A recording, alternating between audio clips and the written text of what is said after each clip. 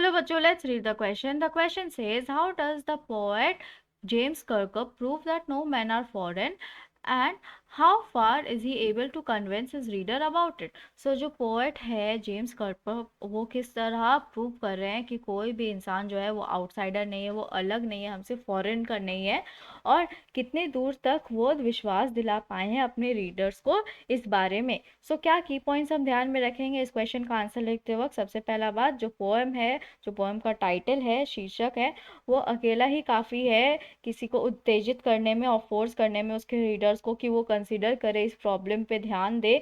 जो लोग हैं, रह रहे हैं दूसरे कंट्री में, उन्हें हम किस तरह ट्रीट करते हैं, बिल्कुल आउटसाइडर्स की तरह, मान लो वो हमारे तरह है ही नहीं, right? So the poem's title alone is thought provoking and forces the reader to consider the problem of people living in other countries being treated as outsiders. Then दूसरा पॉइंट क्या लिखा गया है? जो तो पोएट है वो फ्रीक्वेंटली एम्फोसाइज करे, वो बहुत ज़्यादा हाईलाइट कर रहे हैं अपने पोएम के प्रोग्रेस में, जैसे जैसे पोएम में वो आगे बढ़े, कि जो सब लोग हैं वो सब सेम है अगर उनको देखा जाए कैरेक्टर वाइज, उनके कैरेक्टर से, उनके नेचर से, वो कैसे दिखते हैं, वो कैसे खा रहे पी रहे हैं, और उनके सोच से। So the poet frequently emphasizes throughout the poem's progress that all people are the same in terms of their character and perception. And the last point is, जो रीडर है वो कन्विंस्ड है बिल्कुल से, उन्हें वो समझा दे रहे हैं, वो उन्हें वो विश्वास दिला रहे हैं अपने लॉजिकल आर्ग्यूमेंट से पोएट, और अपने रिपीटेटिव रिमाइंडर से, जो ह्यूमन काइंड के बारे में उन्होंने लिखा है जो सब बातें। और जो रीडर है उनको ये मैसेज मिल रहा है कि अगर वो खुद को सेपरेट करते हैं दूसरे ह्यूमन से, तो वो उनके लिए उतना ही ज़्यादा हानिकारक होगा जितना उस ह्यूमन के लिए होगा जिन्हें वो अलग कर रहे हैं खुद से, right? So the reader is convinced by the poet's logical argument and repetitive reminders. The reader gets the message that separation from fellow humans is equally damaging himself. अब इसका आंसर हम क्या लिख सकते हैं? इसका आंसर हम ये लिख सकते हैं, जो जेम्स कर्कप है, जो पोएट है, वो प्रेजेंट कर रहे हैं बहुत सारी ऐसे एग्जाम्पल्स, जैसे कि कोई भी आदमी जो है वो फॉरेन से नहीं है, और साथ ही साथ जो पोएम का टाइटल है वो अपने आप में ही एक उत्तेजक है, और ज़्यादा करके वो फोर्स कर रहा है रीडर्स को, है ना,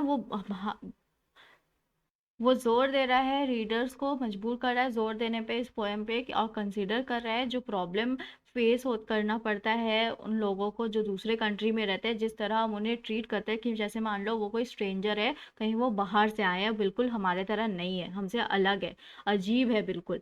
और जो पोएट है वो बार बार हाईलाइट कर रहे हैं अपने पूरे पोएम में कि जो लोग हैं वो सब सेम है, भले उन्हें देखा जाए उनके सोच से या फिर उनके नेचर से वो कैसे दिखते हैं उस तरह से, और हम सब सेम प्लैनेट पे रहते हैं, एक ही ग्रह पे रहते हैं, और हम सब इंजॉय करते हैं, हम सब कंज्यूम करते हैं हवा, पानी और सनलाइट, और प्यार और पीस भी हमें बहुत पसंद है, लव एंड पीस, शांति और प्रेम हमें बहुत प्यारा है। और हमें वॉर जो है, जो वॉर होता है वो हमें बिल्कुल पसंद नहीं है, वी हेट वॉर्स, राइट?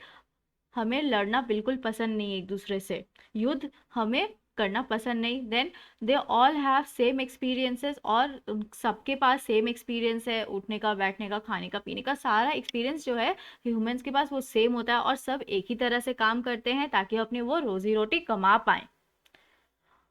और जो नो मैन और फॉरेन है, ये जो रीडर है, इस जो भी रीड करता है इस पोएम को, वो पूरी तरीके से उन्हें विश्वास दिलाया जाता है इसे रीड करने के बाद, जैसे कि पोएट का जो लॉजिकल आर्ग्यूमेंट्स है, उनका जो पॉइंट ऑफ व्यू लिखा गया, और उनका जो फ्रीक्वेंट रिमाइंडर्स है, उन सब के अनुसार जो रीडर है वो भी बिल्कुल समझ जाते हैं, उन्हें भी विश्वास हो जाता है कि ये पॉइंट्स जो है यहाँ पे लिखा गया वो बिल्कुल सही है, राइट? मान जाते हैं वो लोग, और उन्हें ऐसा है नहीं है कि उन्हें मैसेज नहीं मिल रहा, उन्हें ये भी मैसेज मिलता है कि अगर वो खुद को सेपरेट करते हैं अपने जैसे ह्यूमन से, तो उनके लिए भी उतना ही हानिकारक होगा जितना कि उस ह्यूमन को होगा जिन्हें वो अपने आप से अलग कर रहे हैं। और साथ ही साथ उन्हें ये भी पता है कि अगर वो लोगों को स्ट्रेंज तरीके से ट्रीट करेंगे तो लोग भी अपने आप को अलग समझेंगे उनसे, और जो ये पूरा वर्ल्ड है यहाँ पे युद्ध छिड़ जाएगा और वॉर होने लगेगा, जिससे रिजल्ट ये होगा, जो